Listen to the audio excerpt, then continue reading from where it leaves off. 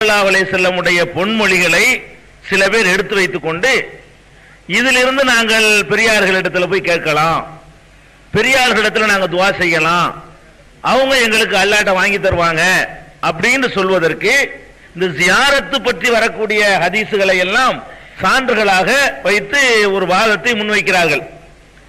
அதுலயும் சில பேர் உண்மை என்று நம்பி அந்த கொள்கையில நிலைத்திருக்கக்கூடிய கட்சியை பார்க்கிறோம்.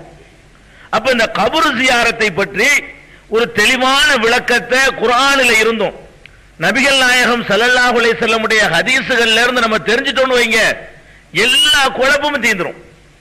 அதை எப்படி தெரிந்து கொள்வது? கபர் ஜியாரத்து என்பதை நுழைவதற்கு முன்னால் கபரை பற்றி நபிகள் நாயகம் ஸல்லல்லாஹு அலைஹி வஸல்லம் உடைய பார்வை என்ன, கபர்ண்டா என்ன, கபர் எப்படி அமையணும், கபர்களுக்கு உரிய மரியாதை என்ன, இதை பற்றி நபிகள் நாயகம் ஸல்லல்லாஹு அலைஹி வஸல்லம் சொல்லி இருக்கிறார்களா என்று நம்ம தேடி பார்த்தோம்னு சொன்னா அற்புதமான ஹதீசுகள். நபிகள் நாயகம் ஸல்லல்லாஹு அலைஹி வஸல்லம் அவர்கள் கடைசி காலகட்டத்தில் நோய்வாய்ப்பட்டாங்க இல்லையா, அதெல்லாம் மௌத்தா போனாங்க.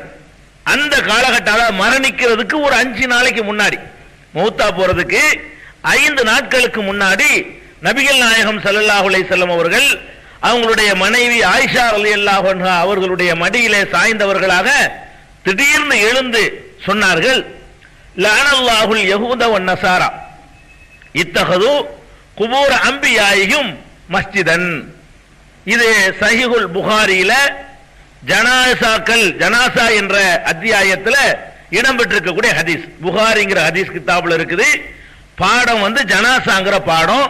அதுல என்ன சொல்லப்படுதுன்னு கேட்டா, நபி ஸல்லல்லாஹு அலைஹி வஸல்லம் எந்திரிக்கிறாங்க. மௌத்தா போறதுக்கு 5 நாள் தான் இருக்குது.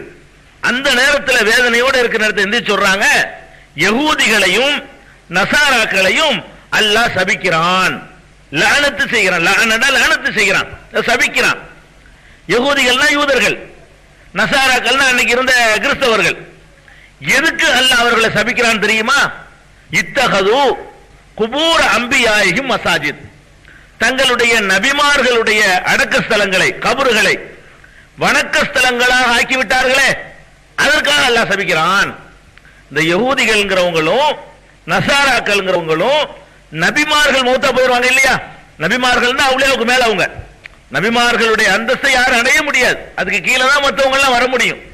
நபிமார்களுடைய கபறுகளை கொண்டு போய் அதை ஒரு வழிபாட்டு தலமாக எழுப்புகிறார்களே, அந்த யகூதிகளும் நசாராக்களும் அல்லாஹ்வுடைய லானத்துக்கு உரியவர்கள், சாபத்திற்கு உரியவர்கள் என்று எச்சரிக்கை பண்றாங்க. இதை யார் அறிவிக்கிறான்னு கேட்டா, ஆயிஷா சித்திகா அவங்களுடைய மனைவி, யார் கேட்டுக்கொண்டிருந்தாங்களோ அவங்க அறிவிக்கிறாங்க. அறிவிச்சுட்டு சொல்றாங்க, லவ்லா தாலிக லஅப்ரஸு கப்ரஹு, நபிகள் நாயகம் ஸல்லல்லாஹு அலைஹி வஸல்லம் அவர்கள் இப்படி எச்சரித்திருக்காவிட்டால் அவர்களுடைய கபரையும் உயர்த்தி கட்டியிருப்பார்கள். நபி ஸல்லல்லாஹு அலைஹி வஸல்லம் கடைசி நேரத்தில் எதுக்கு எச்சரிச்சாங்கன்னு கேட்டா, தன்னுடைய கபர்ல ஒரு கட்டிடத்தை கட்டிடக்கூடாது. இதுக்கு முந்தின சமுதாயங்கள் எல்லாம் அல்லாஹ் வணங்குறதுக்கு பதிலாக நபிமார்களையே கடவுளாக ஆக்கி, கடவுளுடைய பிள்ளைகளாக ஆக்கி, அவர்களையும் வழிபட்டு நிறைய கடவுள்களை உண்டாக்கி விட்டார்கள். அது மாதிரி என்னைய நீங்க ஆக்கிட கூடாது அப்படிங்கிறதுக்காகத்தான் மூத்தா போறதுக்கு முன்னாடி இந்த எச்சரிக்கை. அது ஆயிஷா நகி சொல்றாங்க, மனைவி சொல்றாங்க, லவ்லா தாலிக லஅப்ரஸு கப்ரஹு, இப்படி நபி ஸல்லல்லாஹு அலைஹி வஸல்லம் மட்டும் எச்சரிக்காம இருந்திருந்தால் அவர்களுடைய கபரையும் உயர்த்தி கட்டியிருப்பார்கள். இது புகாரியில வரக்கூடிய ஹதீஸ். இன்னொரு சந்தர்ப்பத்தில் நபிகள் நாயகம் ஸல்லல்லாஹு அலைஹி வஸல்லம் அவர்கள் நோய்வாய்ப்பட்டிருந்த அதே காலகட்டம் தான். அப்ப அபிசீனியா பக்கத்தில் உள்ள ஒரு நாடு, அது நபி ஸல்லல்லாஹு அலைஹி வஸல்லம் காலத்துல எல்லாம் ஒரே நாடா இஸ்லாமிய ஆளுகையின்களை வந்துருச்சு. அபிசீனியான்னா இப்ப அது 3 நாடா பிரிஞ்சிருக்கு.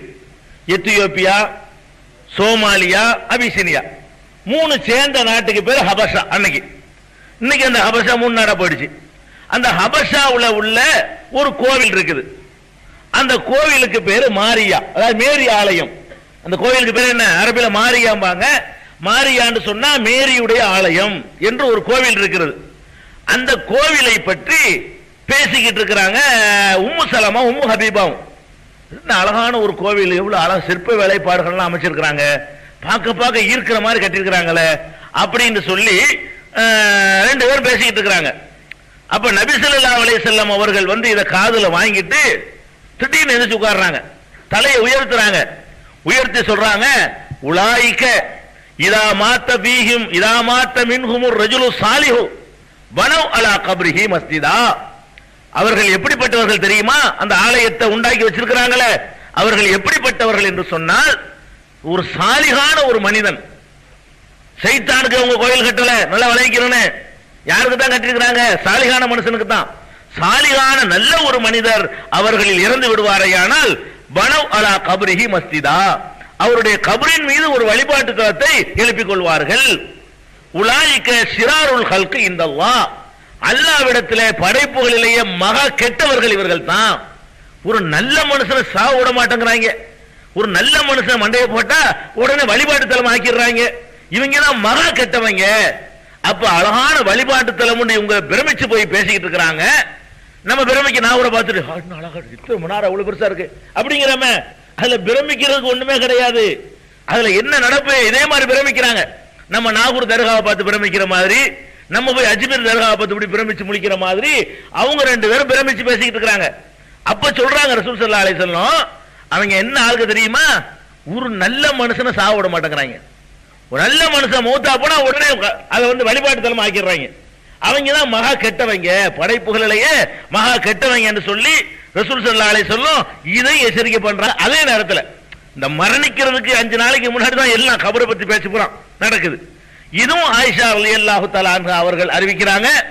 இதுவும் சஹீஹுல் புகாரி வேற நூல்கள்லாம் இடம்பெற்றிருக்குது. வெயிட்டான நூலை சொல்லும்போது அடுத்து தேவையில்லைங்கிறக்கா நான் தவிர்த்துக்கிட்டேன். புகாரில் இருக்கு, முஸ்லீம்ல இருக்கு, அபுதாவுல இருக்கு, திருமதியில இருக்கு, நசையில இருக்கு, இப்படி மாஜாவுல இருக்கு. நான் ரொம்ப ஆதாரப்பூர்வமான நூல்னு சொல்லும்போது மற்றது தேவையில்லைங்கிறதுக்காக வேண்டி ஒரு நூலை சொல்றேன். புகாரியில இதுவும் ஜனாசாங்கிற அதே அத்தியாயத்தில் இடம்பெற்றிருக்கக்கூடிய ஆதாரப்பூர்வமான ஹதீஸ். அப்ப இதுல நமக்கு என்ன விளங்குது? நபிகள் நாயகம் ஸல்லல்லாஹு அலைஹி வஸல்லம் அவர்களுடைய கொண்டு வந்த மார்க்கத்துல என்ன நமக்கு சொல்லி தர்றாங்கன்னு கேட்டா, நபியா இருந்தாலும் சரி, நல்ல மனிதரா இருந்தாலும் சரி, அவர் மூத்தா போன உடனே அவருக்கு ஒரு வழிபாட்டு தலம் எழுப்புவதே இஸ்லாத்துக்கு எதிரானது, அது லானத்துக்கு உரியது, அது அல்லாஹ்வுடைய சாபத்துக்கு உரியது. அவங்க அதனால அல்லாஹ்வுடைய சாபத்துக்கு உரியன்னு சொன்னா நபிமார்களை திட்டுறாங்கன்னு அர்த்தம் இல்ல. நம்ம அப்படி சொன்னா அவளைய திட்டுறான்றாங்க. ரசூல் ஸல்லல்லாஹு அலைஹி வஸல்லம் நபிமார்களை பத்தி தான் சொல்றாங்க. நபிமார்களுடைய கபரை இப்படி ஆக்கிட்டாங்க இல்ல, அவங்க தான் லானத்துக்குரியவங்க, நபிமார்கள் லானத்துக்குரியவங்க இல்ல. நபிமார்கள் இந்த மார்க்கத்தை கொண்டு வரவும் இல்லை, இந்த மாதிரி தர்கா கட்டுற மார்க்கத்தை கொண்டு வரல. அப்ப நபிகள் நாயகம் ஸல்லல்லாஹு அலைஹி வஸல்லம் உடைய விருப்பம் என்ன, கடைசி காலத்து ஆசை என்ன? கபர் கட்டக்கூடாது, தனக்கு கட்டக்கூடாது, எந்த மகானுக்கும் கட்டக்கூடாது, எந்த பெரியாருக்கும் கட்டக்கூடாது, எந்த நல்லவருக்கும் கட்டக்கூடாது, எந்த நபிக்கும் கட்டக்கூடாது, இதான் என்னுடைய கடைசி விருப்பம் அப்படிங்கறத தனக்கு சொல்லிட்டு போயிருக்கிறாங்க. அப்ப நபிகள் நாயகம் ஸல்லல்லாஹு அலைஹி வஸல்லம் நேசிக்கிறவங்களா நம்ம இருந்தா அவங்க விருப்பத்தை நிறைவேற்றணுமா, நம்மளா ஒரு புது மார்க்கத்தை உண்டாக்கி செய்யணுமா? அது இதெல்லாம் பொய்யா? யாராவது சொல்ல முடியுமா இது பொய்ன்னு? இப்படி ஒரு சம்பவம் இல்லைன்னு சொல்ல முடியுமா? இது சரியான செய்தி இல்லைன்னு உலகத்தில் யாராவது மறுக்க முடியுமா? ஆதாரப்பூர்வமான செய்தி கிடைக்கும் பொழுது நம்ம என்ன பண்ணணும்? தர்காவுக்கு ஜியாரத்துக்கு போறதா இல்லையாங்கிறது முடிவு பண்ண முந்தி இந்த தர்கா இருக்கலாமான்னு முடிவு பண்ண வேண்டியிருக்கு. போறதா இல்லையான்னு ரெண்டாவது, அப்படி ஒண்ணு இருக்கலாமா மார்க்கத்துல? ஒரு ஊர்ல லானத்துக்குரிய விஷயம் இருக்கலாமா? அல்லாஹ் எதை சபிக்கிறான்னு சொல்றோமோ அது ரஹமத் ஆகுமா? அல்லாஹ் எதுல கோபப்படுறானோ அது படைப்புலே மகா கெட்டவர்கள் ரசூலுல்லாஹ் சொல்றாங்களோ அந்த மாதிரி ஒரு கூட்டமாக நம்ம ஆகலாமா? அப்படி சிந்திக்க வேண்டிய நிலையில உட்கார்ந்துகிட்டு நம்ம வந்து ஜியாரத்துக்கு போனா என்னங்கிறோம். ஜியாரத்துக்கு இருக்குது, ஜியாரத் இல்லைன்னு நான் சொல்லல, என்னன்னு கடைசியா சொல்றேன். முதல்ல இந்த கபரை பத்தி ஒரு தெளிவான பார்வைக்கு வாங்க, அதுக்கப்புறம் பாருங்க இன்னொரு ஹதீஸ். இது சஹீஹ் முஸ்லிம்ல அதே ஜனாசாண்டு பாடம் இருக்கு, முஸ்லிம்லையும் சஹீஹ் முஸ்லிம்ல இடம் பெற்றிருக்கக்கூடிய ஆதாரப்பூர்வமான ஹதீஸ். துமாமாங்கிறவர் ஒரு தாபி, அவர் சொல்றாரு, ரூம்னா இத்தாலி, ரூம் அரபில சொன்னா என்ன, இத்தாலி ரூம்னு சொல்லுவாங்க. அப்ப இத்தாலி நாட்டில் வந்து இவங்க வெற்றி கொண்டிருக்கிறாங்க, முஸ்லீம்கள் வந்து வெற்றி கொள்றாங்க அலி ரலியல்லாஹு காலத்துல. அவங்களுடைய ஆளுகையில இத்தாலி இருக்குது. அந்த கட்டத்தில் ஒருத்தர் மௌத்தா போயிட்டார். இத்தாலியில இருக்கும்போது ஒருத்தர் மௌத்தா போயிட்டார். முஸ்லிம்ல உள்ள ஒரு ஆள், படையில உள்ள வீரர்ல ஒரு ஆளு அங்க மௌத்தாயிடுறாரு. உடனே புலால்ங்கிற சஹாபி என்ன சொல்றாங்கன்னு கேட்டா, அவரை அடக்கம் பண்ண உடனே சமதரையா ஆக்கிருங்கப்பா, நல்ல மனிதர் போர்ல இறந்து போறாரு, ஒரு தியாகம் பண்ண வந்திருக்கிறாரு, நல்ல மனிதர் தான், ஆனா கபரை நெஞ்சிராங்க ஒசத்தி விடாதீங்க, அடக்கம் பண்ணிவிட்டு சமமாக்கி போடுங்க, சமப்படுத்தி போடுங்க அப்படின்னு சொல்றாரு. சொல்லிவிட்டு என்ன சொல்றாருன்னு கேட்டா, சமயத்து ரசூலுல்லாஹி ஸல்லல்லாஹு அலைஹி வஸல்லம் யஅமுரு பி தஸ்வியத்திஹா, கபரை எந்த கபரையும் சமமாக ஆக்க வேண்டும் என்று நபிகள் நாயகம் ஸல்லல்லாஹு அலைஹி வஸல்லம் கட்டளையிட்டதை என் காதால் நான் கேட்டிருக்கிறேன். அதனால இந்த மனிதருக்கு என்ன செய்யாதீங்க, கபரை ஒசத்தி விடாதீங்க, நல்லவர் தான், ஒசத்திராதீங்க. அது ரசூல் ஸல்லல்லாஹு அலைஹி வஸல்லம் வேணான்னு சொன்னது, தடுத்தது, சமப்படுத்துமாறு கட்டளையிட்டு இருக்கிறாங்க. நம்ம நபிகள் நாயகத்துடைய கட்டளையை தான் கேட்டு நடக்கணும் அப்படின்னு சொல்லி அந்த சஹாபி சொன்னதாக முஸ்லிம்ங்கிற ஹதீஸ் நூல்ல ஜனாசாங்கிற ஜனாயிஸ் என்ற அத்தியாயத்தில் இந்த ஹதீஸ் இடம்பெற்றிருக்கிறது. இது சமமா தான் இருக்கணும், கட்டக்கூடாதுன்னு தெளிவா தெரியுது, சமமா தான் இருக்கணும் வேற தெளிவான கட்டளை இருக்குது. சரி, கட்டிவிட என்ன பண்றது, இடிச்சு தகர்க்கணும். கட்டிட்டோம்னு சொன்னா அதுக்கு என்ன பரிகாரம், அது நான் சொல்லல, அதுக்கு ரசூல் ஸல்லல்லாஹு அலைஹி வஸல்லம் உத்தரவு தான், நம்மளாவது சொல்லல. நபிகள் நாயகம் ஸல்லல்லாஹு அலைஹி வஸல்லம் உத்தரவு பாருங்க. அபுல் ஹய்யாஜ் தான் அலி ரலியல்லாஹு அன்ஹுடைய ஆட்சி காலத்தில் ஒரு தளபதி, ஒரு மன்னருக்கு தளபதி இருப்பாங்க இல்லையா, அவர் ஒரு தளபதி. அப்ப அந்த தளபதியை அலி ரலியல்லாஹு அன்ஹு கூப்பிடுறாங்க.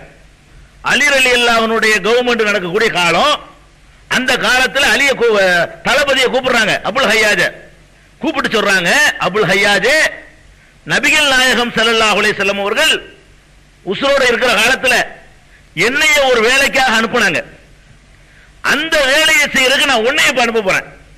அலி ரலியல்லாஹு அன்ஹு சொல்றாங்க, அபு அசுக அலாமா பாசனி அலைஹி ரசூலுல்லாஹி ஸல்லல்லாஹு அலைஹி வஸல்லம், ரசூல் ஸல்லல்லாஹு அலைஹி வஸல்லம் அவர்கள் என்னை எந்த வேலைக்காக ஒரு காலத்தில் அனுப்பினார்களோ அந்த திருப்பணியை செய்வதற்காக உன்னை நான் இப்ப அனுப்புறேன். அது என்ன பணி தெரியுமா சொல்றாரு, என்னை ரசூல் ஸல்லல்லாஹு அலைஹி வஸல்லம் எந்த பணிக்கு அனுப்புனாங்க தெரியுமா, நான் இப்போ உன்னை எந்த பணிக்கு அனுப்ப போறேன் தெரியுமா, அல்லாஹ் ததா அலல் அர்லி கபர முஷ்ரிபன் இல்லா சவைதஹு, இந்த நமது ஆட்சியில் உள்ள மண்ணில நிலப்பரப்பில எங்கெல்லாம் கபர் உயரமாக இருக்கிறதோ அதை தரைமட்டமாக்கி விட்டு வா. இது நபி ஸல்லல்லாஹு அலைஹி வஸல்லம் அவர்கள் எனக்கு ஒரு காலத்தில் போட்ட கட்டளை, நான் செஞ்சுட்டு வந்திருக்கிறேன், இப்ப ஆட்சி என் கையில் இருக்கு, நீ செஞ்சுட்டு வா இப்ப அப்படிங்கிறார். அப்ப நபிகள் நாயகம் ஸல்லல்லாஹு அலைஹி வஸல்லம் உடைய காலத்துல இந்த மாதிரி கபர்கள் உயரமா இருந்தா அவங்க என்ன நடவடிக்கை எடுத்துக்கிறாங்க, உடனே அனுப்பிடுவாங்க. நபியுடைய கபரா இருந்தாலும் சரி, நல்ல ஒரு கபரா இருந்தாலும் சரி, மகான் கபரா இருந்தாலும் சரி, பெரிய பத்ர் உஹதுல ஷஹீதா இருக்கிறாங்களே அவங்க கபரா இருந்தாலும் சரி, ஒசத்தி கட்டி இருந்தா தகர்த்துடணும், தகர்த்துட்டு வா. நம்மள என்ன சமாதியை வணங்குறதுக்காக வேண்டி அந்த மார்க்கத்தை அல்லாஹ் தந்தான், படைத்த ஒரே ஒரு ரப்புல் ஆலமீனை வணங்குறதுக்காக நான் சொல்ல வந்திருக்கிறேன், அதுல பல தெய்வ வணக்கமா அப்படின்னு சொல்லி இடிக்க சொன்னாங்க. இது அலிக்கு ரசூல் ஸல்லல்லாஹு அலைஹி வஸல்லம் கட்டளையிட்டாங்க. பிறகு அலி ரலியல்லாஹு அன்ஹு அவர்கள் அபுல் ஹய்யாஜ் கட்டளையிட்டார்கள் என்று இதுவும் சஹீஹ் முஸ்லிம்ல ஆதாரபூர்வமான செய்தி. இதை எந்த மூலையும் மறக்க முடியாது, எல்லாம் தெரியும், உலமாக்களுக்கு தெரியும், இதெல்லாம் இல்ல மார்க்கத்தில் இல்லைன்னு தெரியும், தெரியாமையா எல்லாருக்கும் தெரியும். அவர்களே மதரசாவில் ஓதி கொடுக்கிறார்கள், மக்கள்கிட்ட சொன்னா எதிர்ப்பு வரும்னு சொல்ல பயப்படுறார்கள், அவங்களுக்குள்ள ஓதிக்கிறாங்க. மதரசாவில் இப்படிலாம் ஹதீஸ் இருக்குது, இதை நாங்கள் மதரசாவில் தான் ஓதணும், இந்த ஹதீஸை மதரசாவில் ஓதணும், மக்கள்கிட்ட சொன்னா எதிர்ப்பு வருமா, எதிர்ப்பு வரத்தான் செய்யும். மக்களை திருத்துறதுக்கு சில தியாகங்கள் பண்ணித்தான் ஆகணும், விளங்காம எதிர்க்கதான் செய்வாங்க. அதனால இது புதிய கண்டுபிடிப்பு ஒன்றும் கிடையாது. விளக்க வேண்டிய விதத்தில் விளக்கினால் நபிகள் நாயகம் ஸல்லல்லாஹு அலைஹி வஸல்லம் மரியாதையை உள்ளத்துல பதிய வச்சு அவங்களுடைய உத்தரவுன்னு சொன்னா எதிர்ப்பு வருமா, நானா சொன்னா எதிர்ப்பு வரும். அல்லாஹ் சொல்றான் ஆதாரத்தை காட்டும் போது என்ன எதிர்ப்பு வர போகுது, இப்படி வந்தா என்னங்கிறேன், அதை விளங்க மாட்டேங்கிறாங்க. அப்ப ஆதாரப்பூர்வமாக மதரசாக்கள் எல்லாம் பாடத்திட்டத்தில் வைத்திருக்கக்கூடிய புகாரியில இருந்தும் முஸ்லிம்ல இருந்தும் இந்த செய்திகளை நம்ம சொல்றோமே தவிர நம்மளா உருவாக்கி இட்டு கட்டிக்கிட்டு சொல்லல. அப்ப என்ன விளங்குது, கபரு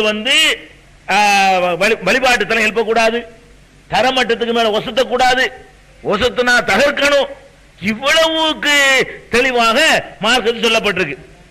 அது மாத்திரம் இல்ல, ஒரு மண்பாங்கான பிரதேசமா இருக்குது, அதுல கபரை அடக்கிவிட்டோம், அடக்கிறோன்னு கொஞ்சம் மேல மண்ணை எடுத்த மண்ணையே போட்ட மண்ணில கொஞ்சம் குய்யலா தான் வரும், புதுசா வெளியே இருந்து ஒண்ணு சேர்க்க வேண்டியது இல்ல.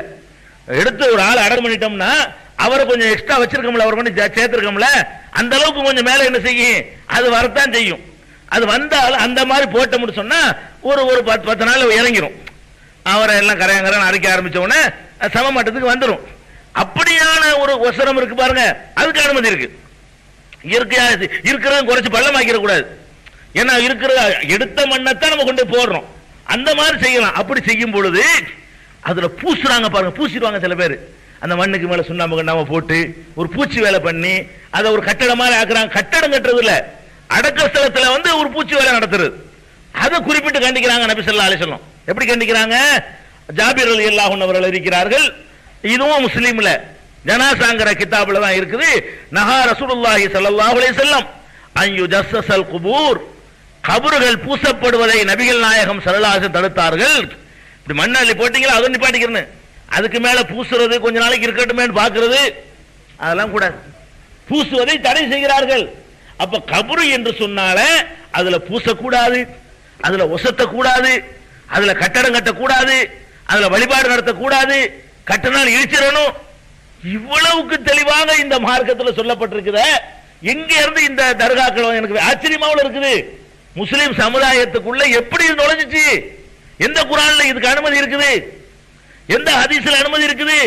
நம்மளா ஒரு பிற மதத்தவர்களை காப்பி அடித்து இது ஒரு மனுஷனுக்கு உள்ள நோய். ரசூல் ஸல்லல்லாஹு அலைஹி வஸல்லம் அவங்கள்ட்டையும் கேட்டாங்க, இதே நோய் இருந்துச்சு, சஹாபாக்கிட்ட லேசா வந்துச்சு. மூசா நபிட்டையும் கேட்டாங்க, என்ன கேட்டாங்க?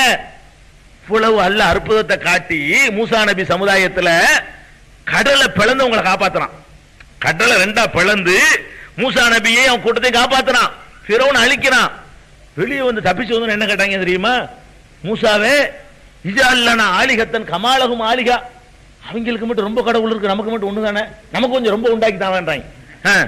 குர்ஆன்ல இருக்கு, அல்லாஹ் சொல்லி கேட்டாங்க இஜஅல்லனா ஆலிகத்தன் கமாலஹும் ஆலிகா, அவங்களுக்கு மட்டும் ரொம்ப கடவுள் இருக்கிற மாதிரி நமக்கு ரொம்ப கடவுள் வேணும்ல, கொஞ்சம் கூட கூட சேர்த்து சொல்லுப்பா, என்ன ஒன்னே ஒண்ணு சொல்லிட்டு இருக்கிற அப்படின்னு மூசா நபிட்ட கேட்டாங்க.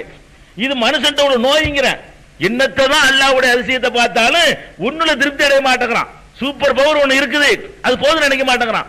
ரசூல் ஸல்லல்லாஹு அலைஹி வஸல்லம் கேட்டாங்க சஹாபாக்கள், என்ன கேட்டாங்க? அப்ப அந்த அறியாமை காலத்துல உள்ளவங்கள்ட்ட ஒரு மரம், ஒரு புனிதமான மரம்னு சொல்லி ஒரு மரத்தை வழிபட்டு இருந்தாங்க மக்காவுல உள்ள அந்த காபிர்கள். அந்த மரத்துல வந்து அவங்களுடைய கோரிக்கைகள்லாம் நிறைவேறதுக்காண்டி நம்ம பார்த்திருப்பீங்களா, மரத்துல ஊஞ்சா கட்டி தொங்க போடுறது, மரத்துல வாழை எல்லாம் பாக்குறோம்ல, இந்த மாதிரி பண்ணிட்டு இருந்தாங்க. இத சஹாபாக்கள் பார்த்துக்கிட்டு ரசூல் ஸல்லல்லாஹு அலைஹி வஸல்லம் கேட்கறாங்க, அல்லாஹ்வுடைய தூதரே அவங்களுக்கு மட்டும் இப்படி ஒரு மரம் இருக்கு, நமக்கு இல்லையே, நமக்கு ஒன்று உண்டாக்கிட்டாங்களே. சஹாபாக்கள் தான் கேட்கறாங்க, பெருமானார் ஸல்லல்லாஹு அன்ஹு பேரு, அப்ப நமக்கு ஒரு மரத்தை உண்டாக்கிட்டாங்க அப்படின்னு கேட்கறாங்க. அப்பதான் அல்லாஹ் அந்த வசனத்தை இறக்குறான். எந்த வசனத்தை? அம் துரீதூன அன் தஸ்அலு ரசூலக்கும் கமா சுயில மூசா மின் கப்லு, மூசாட்ட அவங்க கேட்டாங்களே அந்த மாதிரி நீங்க உங்க ரசூல்ட்ட கேட்கறீங்களாப்பா? அவங்க கேட்டாங்க ஒரு வெள்ளா பார்த்தா ரொம்ப வெள்ளாவதான்னு கேட்டாங்க. நீ என்னடான்னு கேட்டா அவங்களுக்கு மாதிரி மரத்த கடவுளாக்குங்கிற, அதெல்லாம் வேணாண்டு திருந்தி வந்துவிட்டு மத கடவுளாக்குன்னு கேட்கலாம் பாருங்க. ரசூல் ஸல்லல்லாஹு அலைஹி வஸல்லம் காலத்திலே இந்த கோளாறு இருந்துகிட்டு இருக்கு உள்ளுக்குள்ள, சைத்தான் நுழைஞ்சு விடாம இருக்கு. அந்த கோளாறு தான் தர்காவுக்கு காரணம். அல்லாஹ் ஒருத்தர் இருக்கிறான்னு நல்லா தெரிஞ்சுக்கிட்டு இருந்தா கூட சைத்தான் நம்மளை கெடுக்கிறதுக்கு என்ன செய்யறான்? இன்னொன்னு தான் நல்லா இருக்குமே, அதையும் கடவுளாக்கிறோமே, இதையும் வச்சுக்கிறோமே, இப்படிங்கிற ஒரு மனநிலை தான் தர்காவுக்கு அடிப்படையை தர. குர்ஆன் அதை அனுமதிக்கல, ஹதீசுகள் அனுமதிக்கல, நபி ஸல்லல்லாஹு அலைஹி வஸல்லம் ஒரு காலத்தில் அனுமதிக்கல. இன்னும் சொல்றாங்க பாருங்க, அதாவது அதுவும் கடைசி நேரத்தில் தான் பெருமானார் ஸல்லல்லாஹு கடைசி நேரத்தில் அல்லாஹ்ட்ட துஆ செய்யறாங்க. அந்த துஆவை எப்படி செய்யறாங்கன்னு பாருங்க, எல்லா மக்களுக்கும் கேட்கிற மாதிரி செய்யறாங்க. எதுக்கு? விளங்கட்டும், பாடம் படிக்கட்டும். எப்படி கேட்கறாங்க? பொதுவா துஆவை ரகசியமா செய்ய சொன்னாங்க ரசூல் ஸல்லல்லாஹு அலைஹி வஸல்லம். ரகசியமா தான் அவங்களும் செஞ்சுக்கிட்டாங்க எல்லா துஆக்களையுமே, சத்தம் போட்டு மைக்கு போட்டு அடிக்கிறது கிடையாது. ஆனால் சில விஷயங்கள் மக்களுக்கு புரிய வைக்கணுங்கிறதுக்காக வேண்டி அல்லாஹ்ட்டையும் கேட்கிற மாதிரி இந்த மெசேஜ் நம்மளுக்கு பாஸ் பண்றாங்க. அதுவும் கடைசி கட்டத்துல தான். எப்படி கேட்கறாங்க? அல்லாஹும்ம லா தஜல் கப்ரி வசனா, இறைவா வசனம் யோபது, என்னுடைய கபரை அல்லாஹ்ட்ட கேட்கறாங்க, இறைவா என்னுடைய கபரை ஒரு வழிபாட்டு தலமாக நீ ஆக்கி விடாதே அல்லாஹ் கேட்கறாங்க. நான் மூத்தா போறேன் அல்லாஹ், என்னுடைய அடக்கஸ்தலத்தை வந்து ஒரு வழிபாட்டு தலமா நீ ஆக்கிறாதே, காப்பாத்திர அல்லாஹ்ன்றாங்க. இன்னைக்கு அல்லாஹ் காப்பாத்தி வச்சுக்கிறான். இன்னைக்கு வரைக்கும் சந்தன கூடி இல்லையே, இன்னைக்கு வரைக்கும் உண்டியல் இல்லையே, இன்னைக்கு வரைக்கும் யார் யாருக்கெல்லாம் கட்டிவிட்டாங்களே, ரசூலுல்லாஹ் கட்ட முடியலையே, கொடியேற்றம் இல்லையே, கொடி இறக்குறது இல்லையே, கத்தத்ராவு இல்லையே, ஒண்ணுமே இல்ல. ஏன் இல்ல? அல்லாஹ்வுடைய தூதருடைய துஆவை அல்லாஹ் ஏற்றுக்கொண்டு காப்பாத்துறான். என்ன சொல்றாங்க? அல்லாஹும்ம லா தஜல் கப்ரி வசனம் யோபத், இறைவா என்னுடைய கபரை ஒரு வழிபாட்டு தலமா ஆக்கிறாத.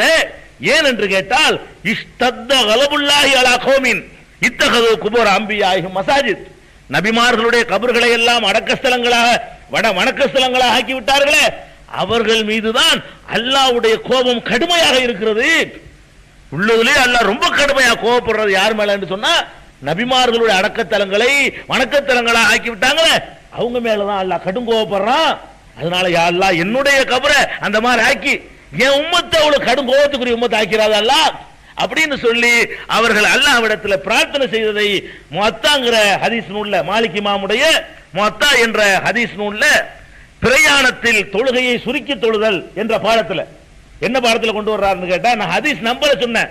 நம்பர்கள் ஒரு எடிஷனுக்கு அடுத்த எடிஷன் வித்தியாசம் வருது, அதுக்காக பாடத்தை சொல்லி போடுறது. குர்ஆனுக்கு மட்டும் நம்பர், ஹதீஸுக்கெல்லாம் பாடம் தான் சொல்லுவேன்.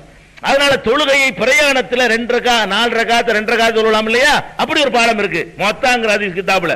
அந்த பாடத்துல இந்த ஹதீஸ் இடம்பெறுகிறது. அப்ப நமக்கு என்ன விளங்குது, அல்லாஹ்வுடைய கோபம் அதிகம் வந்துடக்கூடாதுங்கிறதுக்காக வேண்டி என் கபரையே வழிபாட்டு தலம் ஆக்கிறாத அல்லாஹ் கேட்கிறாங்க. அது மாத்திரம் இல்ல, நம்மளுக்கு சொல்றாங்க அபூதாவுதுல மனாசிக்குன்னா ஹஜ் கடமைகள் அத்தியாயம் இருக்கு அபூதாவுதுங்கிற ஹதீஸ் கிதாபுல. அதுல மனாசிக் என்ற ஹஜ் கிரியைகள் என்ற அத்தியாயத்தில் வருது, லா தஜ்அலு புயூத்தக்கும் குபூரா வலா தஜ்அலு கப்ரி ஈதா, உங்களுடைய வீடுகளை கபராக்கி விடாதீர்கள், என்னுடைய கபரை திருவிழா நடக்கிற இடமா ஆக்கி விடாதீர்கள். 2 கட்டளை போடுறாங்க. என்னுடைய கபரை நீங்க விழா ஈதுனா பெருநாள் ஈதுங்கிறோம்ல, அப்படி சொல்றாங்க. லா தஜ்அலு கப்ரி ஈதா, என்னுடைய கபரை திருநாளாக ஆக்கி விடாதீர்கள். என்னுடைய கபருடைய அந்த உருசுங்கிறோம்ல, இன்னைக்கு அவருடைய கந்தூரி நாள், அதான் என்னுடைய கபரை கந்தூரி கொண்டாடுற இடமா ஆக்கிறாதீங்க. என்ன விளங்குது, அப்ப இஸ்லாம் உண்மையான ரசூல் ஸல்லல்லாஹு அலைஹி வஸல்லம் கொண்டு வந்த இஸ்லாத்துல, மற்றவர்களால் சொந்த லாபத்துக்காக திணிக்கப்பட்ட இஸ்லாத்துல இல்ல, அல்லாஹ் தந்த இஸ்லாத்துல, அல்லாஹ்வுடைய ரசூல் ஸல்லல்லாஹு அலைஹி வஸல்லம் எந்த இஸ்லாத்தை சொல்வதற்காக அடி உத வெட்டு குத்துலாம் வாங்கினாங்களோ அந்த இஸ்லாத்துல கபருக்கு அனுமதி இல்ல, கபர் கட்ட அனுமதி இல்ல, பூச அனுமதி இல்ல. இவ்வளவுக்கு தெளிவாக இந்த மார்க்கத்தில் சொல்லப்பட்டிருக்கு. அப்ப முதல்ல விளங்கிக்கிறணும், கபருங்கிறதுன்னு சொன்னா இது அல்ல கபரு. கபரை இதே கூடாதுங்கும் போது இதுக்கு இதே ஜியாரத் பண்ண சொல்லிருப்பாங்க. இது கூடாதுன்னு ஆயிடுச்சு. முதல்ல இந்த மாதிரி தர்காவோ அதுல கட்டணம் கட்டுவதோ மார்க்கத்தில் கூடாதுன்னு ஆயிரும் பொழுது பெருமானார் ஸல்லல்லாஹு அலைஹி வஸல்லம் இதை போய் பார்க்க சொல்லுவாங்களா? எது கூடாதோ அதை போய் எல்லாரும் பாருங்கன்னு சொல்லுவாங்களா? சொல்ல மாட்டாங்க. வேற என்ன, அப்ப கபருன்னா என்ன, கபரு ஜியாரத்துன்னு வந்திருக்கா இல்லையா? வந்திருக்குது. கபரு ஜியாரத்துனா என்ன, அது விளங்கிக்கணும். கபரு ஜியாரத்துன்னா ஊர்ல கபருஸ்தான் இருக்கும், எல்லா ஊர்லயுமே இருக்கும். கபருஸ்தான் இல்லாத ஊர் இருக்காது, மூத்தாவாத ஊர் இருந்தா தான் கபருஸ்தான் இல்லாம இருக்கும். அதனால கபருஸ்தான் இல்லாத ஊரே இருக்காது. அப்ப எல்லா ஊர்களையும் கபருஸ்தான் இருக்கும். அதுல யார் யாரெல்லாம் அடக்கம் பெற்றிருப்பாங்க, அந்த கபருஸ்தானுக்கு போறதுக்கு பேர் தான் கபரு ஜியாரத். கபருன்னா என்னன்னு வாங்குதுங்களா, எங்கேயுமே ஜியாரத்துல் கபருன்னு வரவே இல்லை, குபூர்னு தான் வரும். கபருன்னா ஒரு கபரு, குபூர்னா பல கபர்கள். ஹதீஸ்ல ஜியாரத்துல் கபருண்டே வராது. எப்படி வரும்? ஜியாரத்துல் குபூர், கபர்களை ஜியாரத் செய்வது. ஹதீஸ்ல எப்படி வரும்னா கபரை ஜியாரத் செய்வது வராது. கபர்கள்னா என்ன, நிறைய கபர்கள் இருக்கும்ல, நிறைய பேர் அடங்கி இருப்பாங்கல்ல, ஒரு கபருஸ்தான் அவ்வளவு பேர் இருப்பாங்கல்ல, கபருஸ்தானுக்கு ஜியாரத் பண்றதுக்கு தான் ரசூல் ஸல்லல்லாஹு அலைஹி வஸல்லம் செஞ்சுக்கிறாங்க. நமக்கு சொன்னார்களே தவிர எங்க போக சொல்லல, பெரியவங்களை தேடிக்கிட்டு போக சொல்லல. பொதுவா உங்க அப்பன், உங்க பாட்டன், உங்க முப்பாட்டன், உங்க பாட்டி, உங்க ஊர் ஜமா தலைவர்லாம் அடங்கியிருப்பாரு, அதுதான் அந்த கபருக்கு தான் போகணும். அதுவும் ஏன் போகணும், எதுக்கு அங்க போகணும்? அவர்கிட்ட கோரிக்கை வைக்கிறதுக்கா? இல்ல, எதுக்கு போகணும்? அழகா சொல்றாங்க. அது ஒண்ணு போதுங்க. ஜியாரத்து சம்பந்தமா வரக்கூடிய ஹதீஸ்களை எல்லாம் தேடி பார்த்தீங்கன்னா சுப்ஹானல்லாஹ், எதுக்காக வேண்டி ரசூல் ஸல்லல்லாஹு அலைஹி வஸல்லம் இதை அனுமதிச்சாங்க அழகா சொல்றாங்க. பாருங்க எப்படி சொல்றாங்க. ஒரு ரசூல் ஸல்லல்லாஹு அலைஹி வஸல்லம் அவர்கள் தங்களுடைய தாயாருடைய அபவாங்கிற இடத்துல அவங்க அம்மா அடக்கப்பட்டிருக்கிறாங்க. அவங்க அம்மாவுடைய கபரு கிட்ட போய் நிக்கிறாங்க. நிக்கும் பொழுது அல்லாஹ்ட்ட கேட்கிறாங்க, யா அல்லாஹ், என்னுடைய தாயார் அடங்கி இருக்கிறாங்க இந்த இடத்துல, அவங்க இஸ்லாத்துக்கு முன்னாடி மூத்தா போயிட்டாங்க, அவங்க இணை வைத்தவர்களா மூத்தா போயிட்டதுனால அவர்களுக்காக நான் பாவ மன்னிப்பு கேட்கலாமா, எனக்கு பர்மிஷன் கொடுன்னு கேட்கிறாங்க. அல்லாஹ் இல்லட்டான். அவங்க ஏகத்துவ கொள்கை ஏத்துக்கிட்டு மூத்தா போனாதான் பாவ மன்னிப்பு கேட்கணுமே தவிர அவங்க கண்டதையும் வணங்கிட்டு மூத்தா போயிட்டாங்க. உன் தாயா இருந்தாலும் மன்னிப்பு கேட்க கூடாதுன்னு எல்லாம் சொல்லிவிட்டான். சொன்ன உடனே, இது முஸ்லீம்ல வரக்கூடிய ஆதாரப்பூர்வமான ஹதீஸ் தான். சொன்ன உடனே என்ன செய்யறாங்கன்னு கேட்டா, அல்லாஹ் என்னுடைய தாயாருடைய கபரை ஜியாரத் பண்ணிடுறேன், இருக்குது போய் பார்த்துட்டு வந்துடுறேன், சும்மா போய் பார்த்துட்டு வந்துடுறேன்னு கேட்கறாங்க. அல்லாஹ் அனுமதி கொடுக்குறான். ரசூல் ஸல்லல்லாஹு அலைஹி வஸல்லம் போய் ஜியாரத் பண்றாங்க, கபர் கிட்ட போய் நிக்கிறாங்க, நின்று அழுகுறாங்க. ஏன் அழுகுறாங்கன்னு கேட்டா, அவங்க இந்த மாதிரி நரகவாசி ஆயிட்டாங்களே, பாவ மன்னிப்பு கேட்கிற உரிமையும் கூட அல்லாஹ் வேணான்ட்டானே, கேட்க கூடாதுட்டானே, கன்ஃபார்மா நரகம் ஆயிடுச்சு. என்ற உடனே மனிதர் என்ற முறையில் உங்களுக்கு தாங்க முடியல. தாய்க்கு ஒண்ணுனா தாங்க முடியுமா? தாங்க முடியல. ஆனா அல்லாஹ்வோட ஜட்ஜ்மென்ட்க்கு எதிராக அவங்க ஒன்றும் செய்ய முடியல, அழுவத்தான் முடிஞ்சு. அழுகுறாங்க, அழுதுறாங்க. அழுதுபட்டு சொல்றாங்க, இஸ்தகன்து ரப்பி ஃபீ அன் அஸ்தக்ஃபிர லஹா, என் தாயாருக்காக பாவ மன்னிப்பு கோர நான் அல்லாஹ்விடத்தில் அனுமதி கோரினேன். ஃபலம் யுதன் லீ, எனக்கு அனுமதி அளிக்கப்படவில்லை. வஸ்தகன்துஹு ஃபீ அன் அஸூர கப்ரஹா, அவருடைய கபரை சந்திப்பதற்காக வேண்டி நான் அனுமதி கேட்டேன். அதினலி, அல்லாஹ் எனக்கு அனுமதி கொடுத்துட்டான். அதனால ஃபஸூருல் குபூர், நீங்களும் கபர்களை போய் சந்தியுங்கள். கபர் ஃபஸூருல் கபரை இல்ல, ஃபஸூருல் குபூர், கபர்களை போய் பாருங்கள். ஏன் பாருங்கள்? அதான் பாயிண்ட். ஏன் பாருங்கள்? ஃபஇன்னஹா துதக்கிருல் மௌத், ஒரு செய்ய சொல்லிட்டு ரசூல் ஸல்லல்லாஹு அலைஹி வஸல்லம் காரணத்தையும் சொல்றாங்க. ஏன் உங்களை கபருக்கு போக சொல்றேன்னு கேட்டா, அது மௌத்தை ஞாபகப்படுத்தும். எதுக்குன்னு தெரிஞ்சுக்கிட்டீங்களா? ஒரு கபர்ஸ்தானுக்கு போறிய, ஊரையே ஆட்டம் அட்டைக்கு ஆண்டவன்லாம் மூத்தா போயிருப்பான்.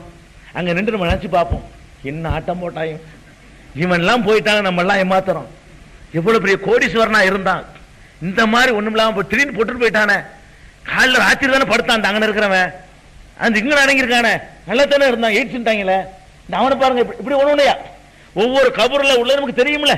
ஒரு ஊர்ல இருந்தோம்னா எந்தெந்த இடத்துல யார் யாருன்னு அதெல்லாம் தெரியும். ஒரு 10-15 கபரா நமக்கு இன்னாருன்னு தெரியும். அதை பார்க்கும்போது நமக்கு என்ன செய்யும், மனசுல ஒரு படிப்பின வரும். நம்ம அத்தங்கனா இருந்தார், போயிட்டாரு, இவ்வளவு அன்பை வளர்த்தாரு, அவர் நிக்கலையே, பெரிய செல்வா கூட இருந்தார், அவரும் போயிட்டாரு, ஒன்றும் செய்ய முடியலையே, வார்டு கவுன்சிலரா இருந்த அவரும் தான் போயிட்டாரு, அவர் என்ன செய்ய முடிஞ்சு அப்படின்னு நினைக்கும் பொழுது மௌத்துடைய ஞாபகம் நமக்கு வரும்.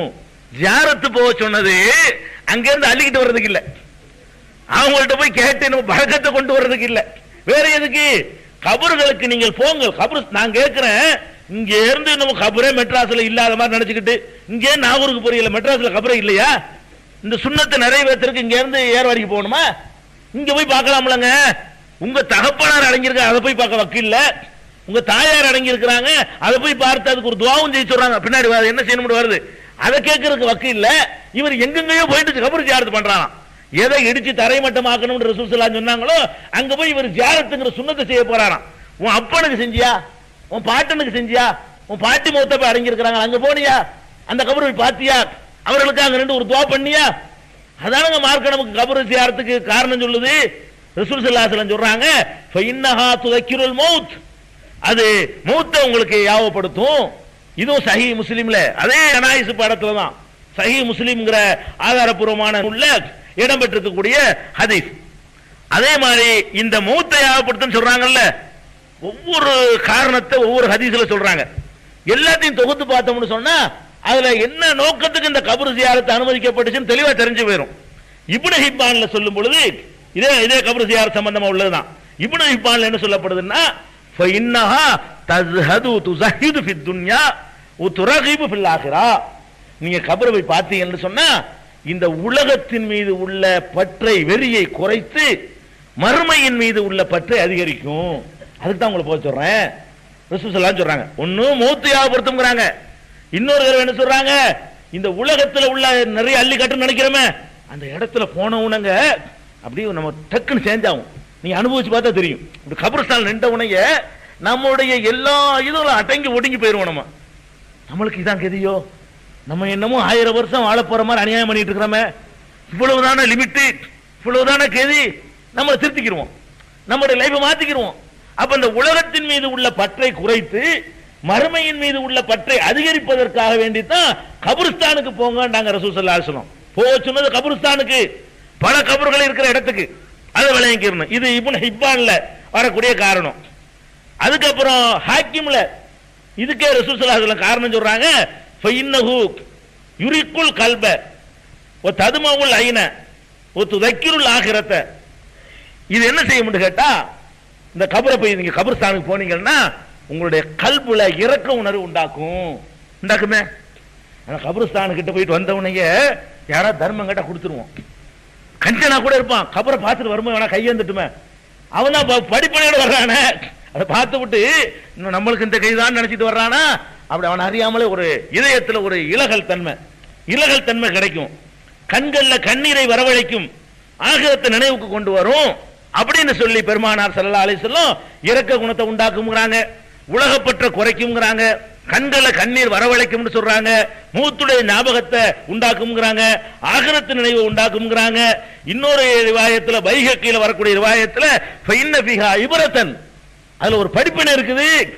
நீ கபரை ஜியாரத்து பண்ணீங்கன்னா அதுல படிப்பினை இருக்கு. கெட்டவன்லாம் இருப்பான், அவனுக்கு ஏற்பட்ட கதியெல்லாம் நீ பாப்பீங்க, அது ஒரு படிப்பினை. இவன் ஆட்டம் போட்டடா, என்னாச்சு இப்ப என்னடா இங்கதான் கிடக்குற அப்படின்னு சொல்லி அதை சொல்லுவாங்க. என்ன அதுல அப்படி ஒரு விரக்தியான நிலைமை, வாழ்வில காணாத சமரசம் உலாவும் இடம்ங்கிறாது. கபருஸ்தான் இருக்குத சமரசம் உலாவும் இடமா. ஆண்டி எங்க, அரசன் எங்க, எல்லாம் இங்கதான். ஆண்டி இங்கதான் இருக்கிறான், அரசன் இங்கதான் இருக்கிறான் படிக்கிறான. அதான் அப்படியான ஒரு விரக்தியான ஆண்டி பையன் இருப்பான், இங்க அரசன் இருப்பான், இங்க பிச்சைக்காரங்க இருப்பான், அதுக்கு பக்கத்துல பணக்காரன், இங்கனுக்குள்ள ஆம்பளை, அங்கனுக்குள்ள பொம்பளை, இங்கனுக்குள்ள இளைஞ, அங்கனுக்குள்ள கிழவன், எல்லாம் ஒண்ணா போய் சேர வேண்டியதுதான். ஆடி அடங்குற இடம் அதுதான். இப்ப ஒரு பாடம் வருதா இல்லையா? இது அடிக்கடி போய்கிட்டு இருக்கும் பொழுது நம்ம தப்பு செய்யறதுக்கு என்னங்க காரணம் யோசிச்சு பாருங்க. நம்ம மௌத்து இருக்கிறத கன்ஃபார்மா நம்ம நம்பினாலும் இந்த உலகத்தினுடைய ஆசை அதுக்கு ஒரு திரையை போட்டு விட்டுருது. எப்பவும் மௌத்தியா வரமாட்டேங்குது. இப்ப மௌத்தாயிட்ட என்ன செய்ய நினைச்சாலும் தப்பு செய்வானா? திருட போறான், திருடிக்கிட்டு இருக்கும் போதே மௌத்தா போனா என்ன ஆகுறது? நினைச்சு பார்த்தாலும் திருடுவானா? கொள்ளையடிக்க போறீங்க, அந்த நேரத்தில் நீ மௌத்த போய் என்ன செய்வ? தண்ணி அடிக்க போய் சாராய கடையில மண்டை போட்ட என்ன ஆகுறது? அப்படி நினைச்சு பார்த்தா தப்பு செய்வானா?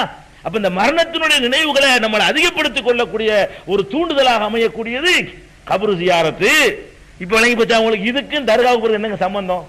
ரசூல் ஸல்லல்லாஹு அலைஹி வஸல்லம் கபருக்கு நீங்கள் போங்கள், அங்கிருந்து அருள்களை அள்ளி வருவீர்கள் சொன்னாங்களா? கபருக்கு நீங்கள் போங்கள், அங்க போய் உங்களுடைய துஆக்களை எல்லாம் வாங்கி வாருங்கள் சொன்னார்களா? கபருக்கு நீங்கள் போங்கள், அங்க உள்ள பரக்கத்துகளை அள்ளி வாருங்கள் சொன்னார்களா? இல்லையே. கபருக்கு முதல்ல அந்த கபரு இல்லைன்னு சொல்லிவிட்டாங்க. இப்ப இவங்க கட்டி வச்சுக்கிட்டு ஜியாரத்தை ஏமாத்துறாங்களே, அந்த கபருக்கு போனா யாருக்கு மௌத்தியாவும் வரும் சொல்லுங்க பாப்போம். அந்த சாம்பிராணி வாடை டன் கணக்கில் போட்டு வச்சிருப்பாங்க, அங்கிட்டு பார்க்க சைக்கிள் பிராண்ட் பத்தி பக்கம் கொளுத்தி வச்சிருப்பாங்க, கும்முண்டு அட்டிக்கும். இந்த பக்கத்தில் பொம்பளைய மல்லிகை போலாம் வச்சு நிப்பாளுவோம், அது ஒரு பக்கம் ஒரு மாதிரியா இருக்கும், கலர் கலரா நிப்பாங்க. இவங்க அதுக்கு தானே போறாங்க. அங்க இன்னும் கொஞ்ச நாளைக்கு வாழலாம்னு யாவும் வருமா? அந்த பில்டிங் கட்டடம், கீழே மார்பிள் கல்லு, இதையெல்லாம் தர்காவில் சொல்றேன், இதையெல்லாம் பார்த்தோம்னா இன்னும் கொஞ்சம் நாளைக்கு இருக்கணும் உலகத்துல, அந்த யாவும் வருமா அல்லது மௌத்தியாவும் வருமா? உலகத்தினுடைய பற்று குறையுமா, பற்று அதிகமாகுமா? அங்க போய்கிட்டு கண்ணீர் வருமா அல்லது ஒரு சந்தோஷம் வருமா? எதுக்கு போறீங்க? முக்காவாசி பேரு ஜியாரத்துக்கு போறீங்க தெரியாத யாருக்கு? ஜியாரத்துக்கு தான் போறான். எதுக்கு பாட்டு கச்சேரிங்க, எதுக்கு குறவன் குறைஞ்சு டான்ஸ் வைக்கிறான் அன்னைக்கு? ஜியாரத்துக்குலாம் போறது இல்ல, அது ஒரு போர்வை, மக்களை ஏமாற்றிக் கொள்வதற்காக வேண்டி வைக்கிற போர்வை. அன்னைக்கு மக்களை ஈர்த்து பாட்டு கச்சேரி, அன்னைக்கு ஒரு டான்ஸ், காபரே டான்ஸ் எல்லாம் வைக்கிறான் தர்காவுடைய கந்தூரிகள்ல. காபரே டான்ஸுங்க, அந்த அளவுக்கு போஸ்டர் அடிச்சே ஓட்டுறான். ஜெயபாரதியுடைய நடனம் நடைபெறவிருக்கிறது, அதை பார்த்து விட்டு மகானுடைய நல்லாசி பெற்று செல்லுமாறு கேட்டுக்கொள்கிறோம். இப்படிக்கு நாட்டாண்மை பஞ்சாயத்தார்கள் போஸ்டருங்க, போஸ்டர் அடிச்சு ஓட்டான். தஞ்சாவூர் ஜில்லாக்கள்ல தர்காவுடைய விழாக்களை போய் பார்த்தீங்கன்னா இப்படிதான் பிந்து கோஷம் நடனம். இந்த கல்லாருங்கிற ஊர் நாகப்பட்டினத்து பக்கத்துல பிந்து கோஷம் விட்டு ஆட விட்டாங்க. இஸ்லாமிய இன்னிசை கச்சேரி நடக்கிறாங்களா, பிந்து கோஷம் ஆடுறாங்களாம். கடைசியில கலாட்டா வெட்டு குத்தலாம் நடந்து இப்ப பிந்து கோஷம் கூப்பிடலவங்க. எதுக்கு சொல்றேன்னு கேட்டா, இவன் சும்மா ஏமாத்துறாங்க. அதுல பக்தியா வருது, ஆகிரத்தியாவும் வருதா? உலகத்துல உள்ள எல்லா சைத்தானியத்தும் ஒண்ணு சேர்ற இடமா இருக்கு. அன்னைக்கு பாத்தீங்கன்னா ஆண் பெண்ணு உரசக்கூடியது, இடிச்சுக்கிட்டு போறது, மாதிரி திருட்டு என்ன இருக்கும், தண்ணி இன்னும் எல்லாம் கிடைக்கக்கூடிய ஒரு நாள் இருக்குன்னா, அடே ஹஜ்ஜில போய் பாரு, உன் நாகூரை விட லட்சம் மடங்கு கூட கூடுறான். நாகூர்ல என்ன கூட்டது? 1000 நாகூரத்துக்கு வைக்க முடியாத கூடுறானு. ஒரு கஞ்சா உண்டா, ஒரு அபின் உண்டா, ஒரு பிராத்தல் உண்டா? அது பக்தி. அங்க போய் பாரு, மஸ்ஜித் நபவியில போய் பாரு, அங்க உண்டா? இதெல்லாம் தாண்டின கூட்டம் ஆட்டி நொறுக்கி போடுவான். அங்க போய் கையேந்து ஆட்டி பிஞ்சு போடுவான். ரசூல் ஸல்லல்லாஹு அலைஹி வஸல்லம் அரக்கசத்தை கபர் பள்ளிவாசல் உனக்கு இப்படி தொழுகணுமே தவிர இப்படி கையை நீட்டாண்டு வைக்க அட்டி போலீஸ் நிப்பான், சுருத்தி பின்னி எடுத்துருவான், சிறுக்குண்டு அடிக்க ஆரம்பிச்சிடும். அல்லாஹ் காப்பாத்தி இருக்காத. அப்ப எதுக்கு சொல்ல வர்றோம்? கபர் ஜியாரத்து என்று மார்க்கத்தில் உண்டு, இல்லைன்னு சொல்லல. அது கபர்ஸ்தானுக்கு போவது. எதுக்கு போகணும்? அது கூட ஒரு நோக்கத்துக்கு ஒரு காரணத்தை சொல்றாங்கன்னா அது காரணம் இருந்தா தான் போகணும். ஆகிரத்து யாவும் வருமா? மூத்தியா வருமா, உலகத்தினுடைய பற்று குறையுமா, அதுக்கு தான் போகணுமே தவிர எதுக்கு போறது இல்ல. இவங்க எதுக்கு வணங்குறதுக்குள்ள போயிட்டு இருக்காங்க. வணங்குறதுக்கு வேற மாதிரியான நோக்கங்களுக்கு தான் அன்னைக்கு தர்காக்கள்ல கூட்டம் அலமோதுது. நீ பக்தியை மட்டும் சொல்லி கூட்டு வர பார்ப்போம். கச்சேரி இல்லாம, டான்ஸ் இல்லாம, கஞ்சா அபின்லாம் கிடைக்காம, பிரார்த்தனை இல்லாம ஒரு தர்கா விழா நடத்தி பாரு, எத்தனை பேர் வரான்னு பார்ப்போம். சும்மா ஷோ காட்டினா மக்களுக்கு விருப்பமே இல்ல. முஸ்லிம்கள் தெளிவா இருக்கிறாங்க.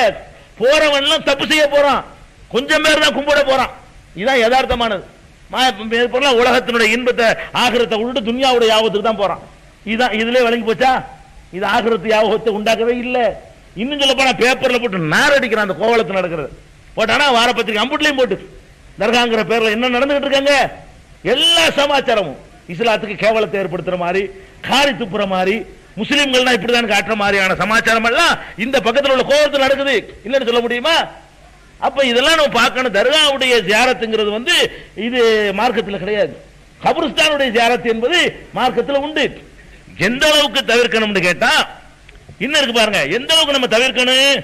ரசூல் ஸல்லல்லாஹு அலைஹி வஸல்லம் வந்து ஒரு சஹாபி, இது ரொம்ப அருமையான ஒரு ஹதீஸுங்க. ஒருத்தர் வந்து புவானான்னு ஒரு இடம் இருக்குது அரபு நாட்டில், மதீனாவுக்கு பக்கத்தில் புவானா அப்படின்னு ஒரு இடம் இருக்குது. அது ஒரு திறந்த ஒரு திடல், சந்தைங்கிறோம்ல, சந்தை மாதிரி ஒரு இடம். இவர் என்ன பண்றாருன்னா, இஸ்லாத்துக்கு வர்றதுக்கு முன்னாடி ஒருத்தர் நேர்ச்சை பண்ணிவிடுறாரு. என்ன நேர்ச்சை பண்ணிடுறாருன்னு கேட்டா, ஒரு பேர் வரல, அந்த சகாபி பேரு, ஒரு மனிதன் தான் வருது. நேர்ச்சை பண்றாரு. எப்படின்னா, எனக்கு வந்து குழந்தை பிறந்துருச்சுன்னு சொன்னா நான் வந்து புவானாங்கிற இடத்துல வச்சு அல்லாவுக்காக வேண்டி, அவங்க அல்லாவை நம்பினாங்க. என்ன சொல்லியிருக்கேன், மக்காவுடைய காபிர்கள் வந்து அல்லாஹ்வுன்னு மறுக்கல. அல்லாவுக்காக வேண்டி நான் ஒரு ஒட்டகத்தை அறுத்து பலியிடுவேன். அல்லாஹ் எனக்கு ஒரு குழந்தையை தந்துட்டான்னு சொன்னா அல்லாவுக்காக வேண்டி இந்த புவானாங்கிற இடத்துல வச்சு நான் ஒட்டகத்தை அறுத்து பலியிடுவேன் அப்படின்னு அவர் நேர்ச்சி பண்ணிடுறார். பிறகு இஸ்லாத்துக்கு வந்துடுறாரு. குழந்தையும் அல்லாஹ் கொடுத்துறான். இஸ்லாத்துக்கு வந்துடுறாரு, குழந்தையும் கொடுத்துறான்.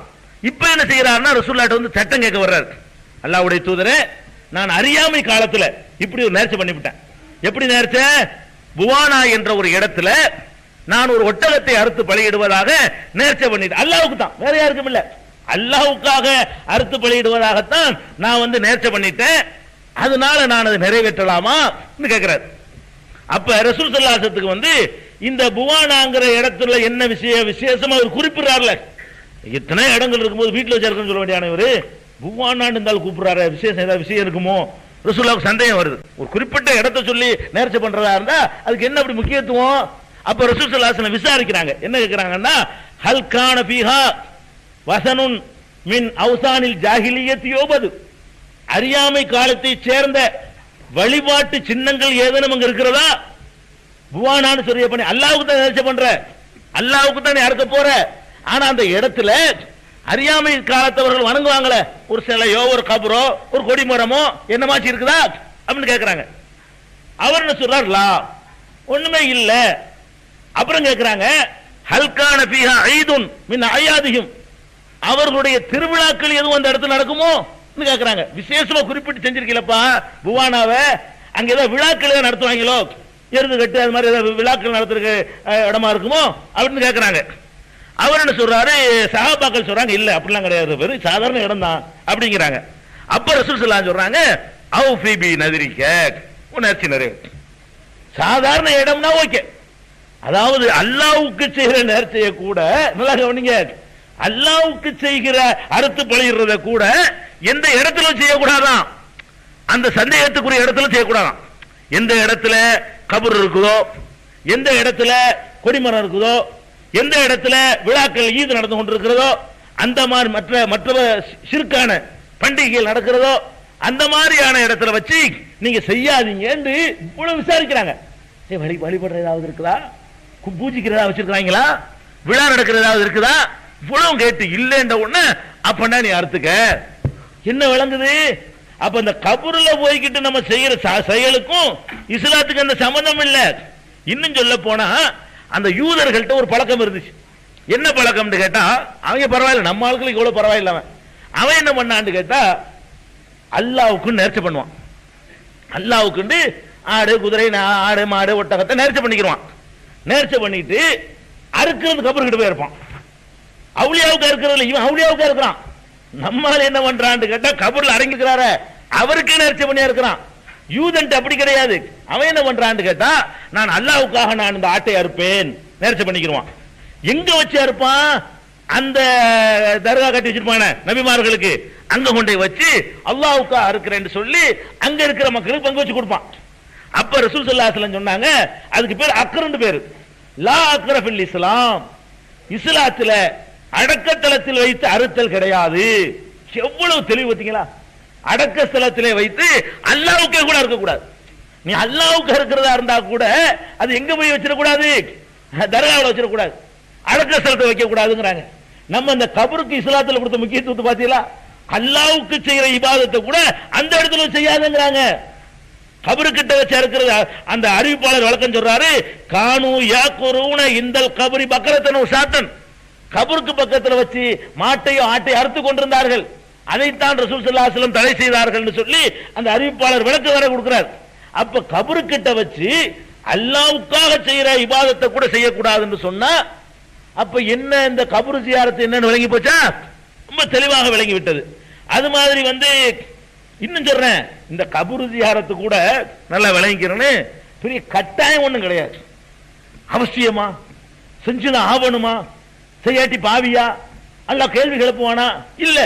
அதுக்கு ரசூல் ஸல்லல்லாஹு அலைஹி வஸல்லம் சொல்றாங்க, ஃபமன் ஷா யஸூர கபரன் ஃபல்யஸூர், கபர் ஜியாரத் செய்ய விரும்பினால் செய்து கொள்ளுங்கள்.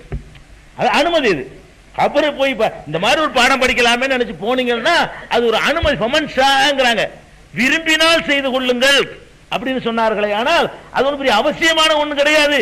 போறதா இருந்தா ஒரு கபர்ஸ்தானுக்கு போறதுக்கு நம்ம என்ன இருக்கு, அனுமதி இருக்குது. இது ஒரு விஷயம். இந்த அனுமதி கூட நல்லா விளங்கிக்கணும். இந்த அனுமதி இருக்க கபருஸ்தானுக்கு போற இந்த அனுமதி கூட ஆரம்ப காலத்தில் இஸ்லாத்துல இல்ல. நல்லா விளங்கி. ரசூல் ஸல்லல்லாஹு அலைஹி வஸல்லம் நபியா வந்தாங்களே, வந்த புதுசுல டோட்டலா கபருக்கு நெருங்க கூடாட்டாங்க. என்ன போய் கும்பிட்டுருவாங்க, விளங்காத மக்கள் தானே. யூதரா இருந்து இஸ்லாத்துக்கு வருவாங்க, கிறிஸ்தவரா இருந்து இஸ்லாத்துக்கு வந்துருவாங்க, பழைய பழக்கப்படி போய் அங்கே போய் காலில் விழுந்து சைதா செய்ய ஆரம்பிச்சிருவாங்க. அப்ப இந்த கபரு வழிபாடு வரக்கூடாதுங்கிறதுக்காக வேண்டி ஆரம்ப கட்டத்தில் ரசூல் ஸல்லல்லாஹு அலைஹி வஸல்லம் மொத்தமாக தடுத்து வச்சிருந்தாங்க. குன்து நஹைத்துக்கும் அன் ஜியாரத்தில் குபூர், கபர் ஜியாரத்தை நான் உங்களுக்கு தடுத்து வைத்திருந்தேன். அலா ஃபஸூருஹா, இப்போது நீங்கள் ஜியாரத் செய்யுங்கள், போங்கள். ஃபைன்னஹா துஅக்கிருல் ஆখিরা, அது ஆகிரத்தை யாவப்படுத்தும் சொல்றாங்க. அப்ப இது தடுக்கப்பட்ட பிறகு அனுமதிக்கப்படுது. எப்ப அனுமதிக்கப்படுது? தௌஹீத்னா என்ன, அல்லாஹ்டா யாரு, மனுஷன்டா யாருன்னு சஹாபாக்கள் நல்லா தெரிஞ்ச பிறகு இனிமே இவங்க அந்த ஷிர்க்குக்கு போயிட மாட்டாங்க, ஆகிரத்து படிப்பினைக்கு மட்டும்தான் அதை யூஸ் பண்ணுவாங்க அப்படிங்கிற பக்குவம் வந்த பிறகு தடை செய்யப்பட்டதை ரசூல் ஸல்லல்லாஹு அலைஹி வஸல்லம் ஒரு காரணத்தோடு அனுமதிக்கிறாங்க. ஏற்கனவே தடை செய்யப்பட்டிருச்சு, பயங்கரமான டேஞ்சரான விஷயம் சொல்லி அதுல ஒரு நல்லது மட்டும் சொல்லி கொடுத்து இந்த நோக்கத்துக்கு போங்க அப்படின்னு சொல்றாங்க. பெண்கள் போகலான்னு வச்சுக்கிறோம். எங்க? பொது கபர்ஸ்தானுக்கு, தர்காவுக்கு இல்ல, கண்டிப்பா வழிபாடு தரதுக்கு இல்ல. எங்க இத்தனை ஹராமுகள் சேர்ந்திருக்குதோ, கட்டுனது ஒரு ஹராமு, வழிபாடு ஹராமு, ஃப்ராடு ஹராமு, பித்தலாட்ட ஹராமு, எவ்வளவு ஏமாத்துறாங்க. தீமையை கண்டா உங்களுடைய கடமை என்ன? தர்காவுக்கு போறீங்க கேட்பாங்க, என்ன தர்காவில் கபர் இருக்கா இல்லையா, கபரை பாக்குறமா இல்லையா, பெரிய தத்துவம் பேசுற மாதிரி பேசுவாங்க. கபருன்னு ஒண்ணு அங்க இருக்கா இல்லையா, கபரை போய் பாக்குறமா இல்லையா, கபரு ஜியாரத்து வந்துருச்சா இல்லையான்னு கேட்பாங்க. சரி, வந்துருச்சு. தீமை நடந்தால் அந்த இடத்துக்கு போகக்கூடிய முஸ்லிமுக்கு என்ன கடமை இருக்குது? 3 கடமை இருக்கு. என்ன கடமை? ஒரு தீமை நடக்க கண்டால் கையால் தடுக்கவும். அப்ப கடப்பாறையிட போவானா நான் சொல்லல, அது ஒரு தீமை, கட்டுனது தீமை, கட்டடம் கட்டி இருக்கிறது தீமை. அப்ப நீ போறதா இருந்தா கையால் தடுக்கிறதுக்கு சக்தியோட என்ன செய்யணும்? கடப்பாறையோட போய் இடிச்சிட்டு வா. இல்லையா, கடப்பாறை இல்லையா, போ, சும்மா போ. ஏன்டா நம்ம அநியாயம் பண்றீங்க, வெறுங்க போறா போடுங்கடா, நாங்கெல்லாம் வந்து பாக்குறோம் அப்படின்னு அவங்கள்ட்ட சொல்லிட்டு தூக்கி போட்டு மிதிப்பாங்க, வாங்கிட்டு வா. அதுக்கு சக்தி இல்லையா? அதுக்கு சக்தி இல்லையா? இல்லம் கல்விக்கு அதுக்கு முடியலன்னு சொன்னா மனசால் வெறுத்துக்க. மனசால் வெறுக்கிறேன் அர்த்தம் போகாம இருக்கிறதானங்க.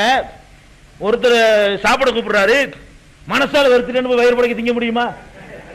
மனசால் வெறுக்கிறேன்னா போகாம இருக்கணும், அதான் மனசால வெறுக்கிறது. அப்ப 3 நிலைமை முஸ்லிமுக்கு இருக்குது. தப்பு செய்யற இடங்களுக்கு போனோம்னா கையை பலத்தை பிரயோகித்து தடுக்கணும். முடியலன்னா வாயினால சொல்லி தடுக்கணும். அதுக்கு முடியலன்னா ஒதுக்கிடணும். இப்ப தர்காவுல வந்து தீமை நடக்கிறனால தெரியுது.